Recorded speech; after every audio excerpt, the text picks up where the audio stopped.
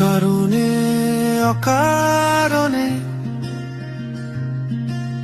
মনে পড়ে তোমায়, নীরব বিকেলে জানালায় তোমার ছায়া ঘোরায়।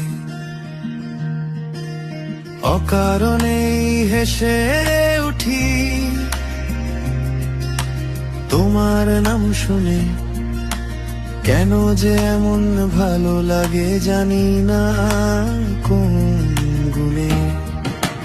তুমি ছাড়া এই শহরটা কেমন ফাঁকা